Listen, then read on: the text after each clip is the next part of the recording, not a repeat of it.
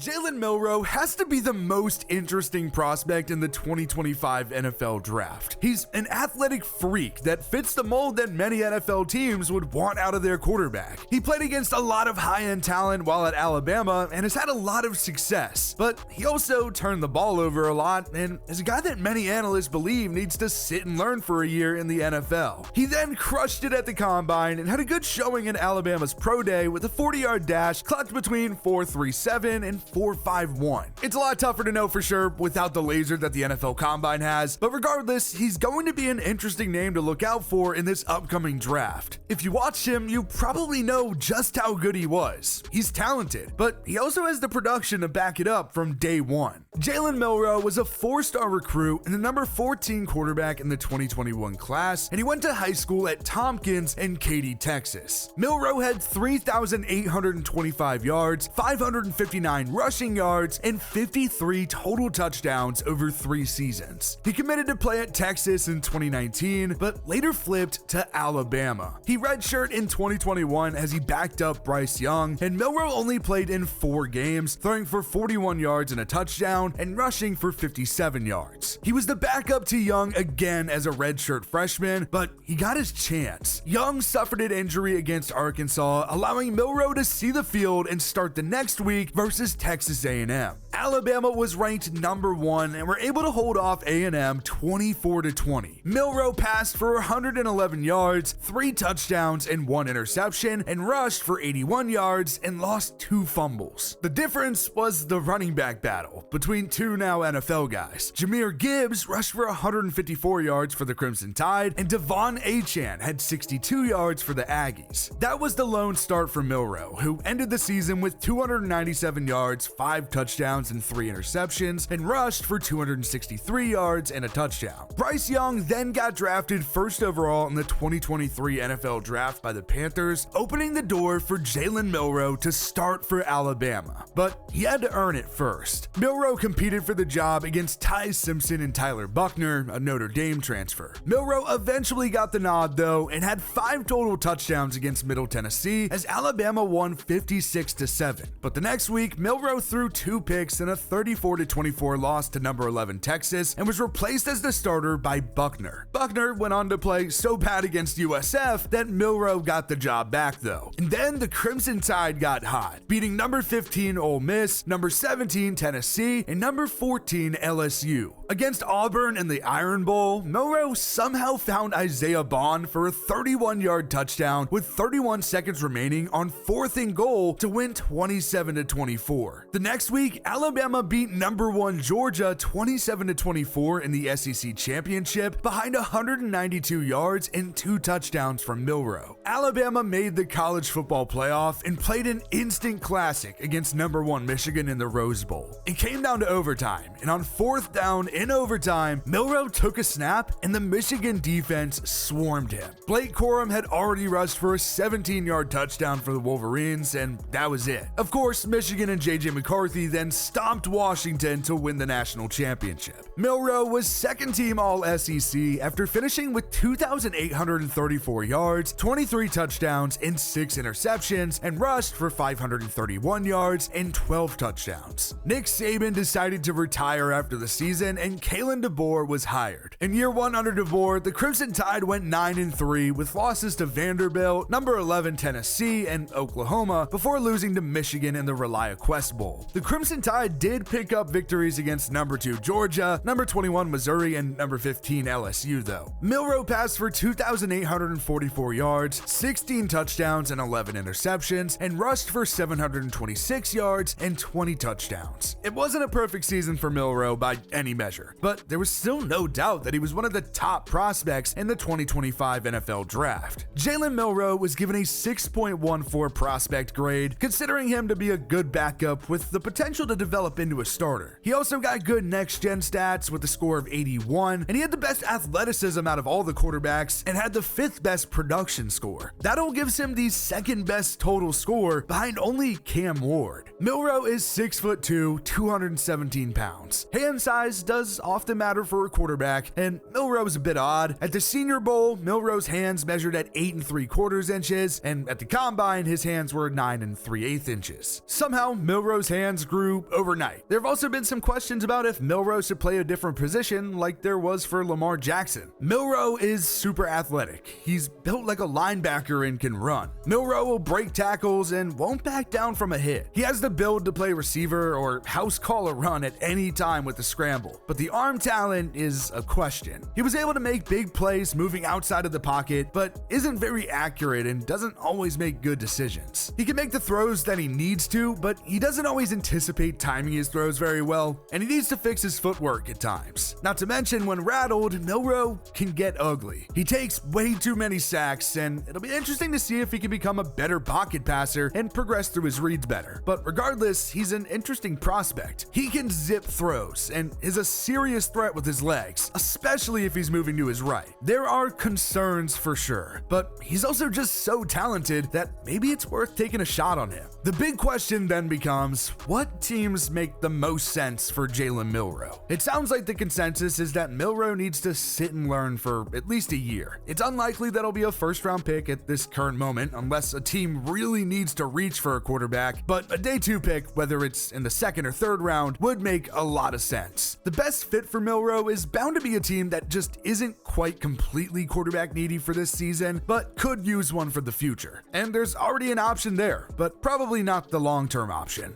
I immediately think of the Seattle Seahawks and the New York Jets. Sure, both of them just got new quarterbacks in free agency, but are Sam Darnold and Justin Fields really the long-term solution behind center? I mean, I'd like to see it, sure, but I don't know how realistic that is. Darnold got a 3-year, $100.5 million deal with the Seahawks after what was a great season with the Vikings, but there's only $55 million guaranteed. From the outside looking in, it seems like Seattle found a band-aid to put on the quarterback position, but that he isn't the long-term guy. And if the Seahawks go that route, it would probably be at pick 50 or pick 52, which is the Steelers' pick. And as for the Jets, they signed Justin Fields to a 2-year, $40 million contract with $30 million guaranteed. That's very much a quick fix contract, and I don't think anyone really expects him to be there for too long, but I guess letting Garrett Wilson play with his college quarterback might at least keep him happy in town for a little bit longer. The Jets have pick number 42, which definitely could make some sense for Milroe. The Jets and Seahawks both need a franchise guy, but how about a team that's looking to move on from a franchise guy, like the Saints or Dolphins? Derek Carr doesn't have any guaranteed money left after this season on that big 4-year, $150 million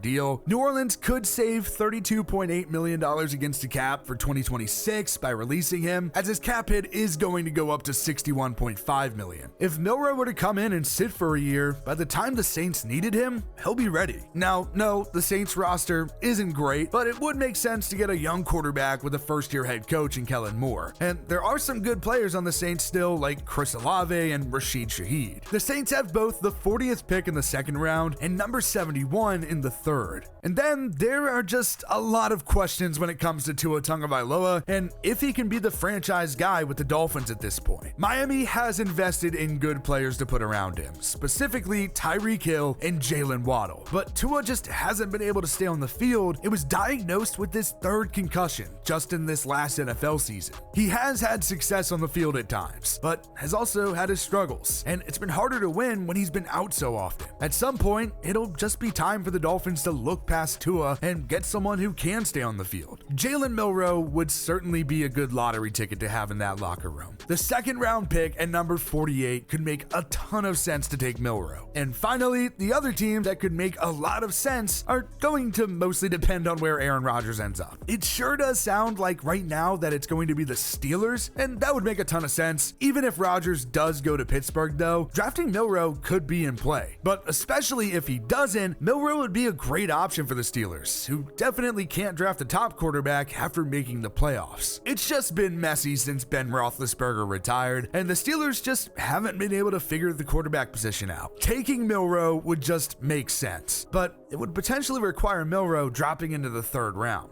But who knows? The draft is coming up soon, and of course, quarterback is always the most important position to keep an eye out on. There are some similarities to Jalen Hurts, where he was really doubted coming into the league. He kind of had that same narrative around him at Alabama before Tua Tagovailoa took his job, and then he transferred to Oklahoma, but clearly things have worked out for Hurts. The key is always going to a good organization, and if Milroe, with just how rawly talented he is, can just land in a good spot, he could be a good NFLer in a few years.